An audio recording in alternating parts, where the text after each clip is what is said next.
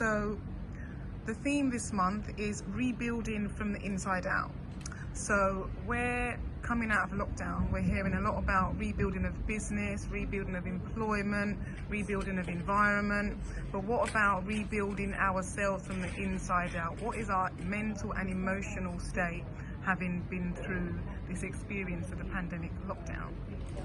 So re-lockdown, or with regards to lockdown, who or what has been your anchor during the emotional roller coaster of the last 18 months? Yeah, I think for me, firstly in terms of who, my family network, friends as well, been a really big part of that. I think making sure that I'm connected with everyone still, even though we couldn't physically see each other, whether we connect over WhatsApp or video call or even like Facebook Messenger, just making sure that connection's still there, maintaining that throughout the whole of lockdown. In terms of what's kept me together really, I'd say things like journaling, stuff like that, just to make sure I have an outlet for my thoughts and feelings during the time. Likewise, meditation, which is something I took up before the lockdown, but carried on practicing that by myself, because before lockdown I was doing it in a group format, so I carried that on during the lockdown by myself, and I think that was a massive thing really.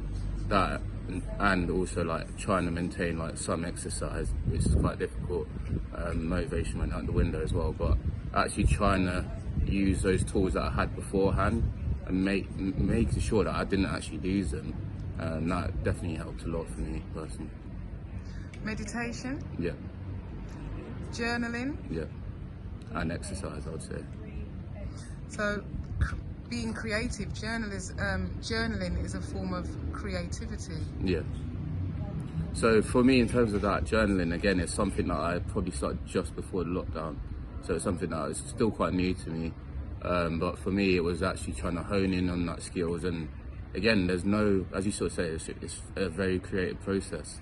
So with journaling, there's no right or wrong thing to do. So for me, it was just experimenting. And I guess that's where it links to that creativity side of it. Just experimenting and just sort of releasing whatever sort of emotions or feelings were there really. Especially in a time where everything was so constrained and so restricted, to actually have that outlet was like a massive help for me. And earlier you spoke about connection. Yeah. Connection, I think again, connection was something that on the face of it was probably limited due to the fact that we couldn't go out and stuff like that, but strangely enough, what I found was actually through these other sort of platforms and other ways of connecting with people, what you found was people were more, I don't want to say more willing, but perhaps had more time to actually connect over these platforms. So people that I hadn't spoken to in a while actually were available now, and you could reach out to them. So yeah, in terms of that, it was kind of a strange sort of dimension, in the sense that you'd think that because of we can't see people, that then you're automatically going to have less connection, but in some ways you had more. And you leveraged that? Yeah, I mean, I tried to, and I think for me it's also again finding that time to switch off as well, because again, obviously everything was so intense in that period, so not automatically force myself to be connected with everyone all the time. It's also taking time to actually, I guess this is where the journaling comes into it really, taking time to have that sort of time for myself, even meditation actually and exercise, having that time for myself and actually reflect and yeah, trying to get the best of both worlds really. And do you think you've learned some skills during lockdown for your mental health and emotional well-being? For sure. I think strangely, it's a period that I think will definitely define everyone's lives, but for me, I think in terms of the skills I've actually learned, I think there's some stuff like those few things that I mentioned there really, things that I'm like certain I'll take forward in terms of the effects in that sort of period of time where there was so much anxiety due to the uncertainty of the situation. So now knowing that I could use those skills in a situation that intense, there's no reason why I can't use it in a normal day sort of scenario, I guess. So yeah, definitely take it forward. Excellent, thank you. So I have one more unrelated question. What is your connection to Hackney? Yeah.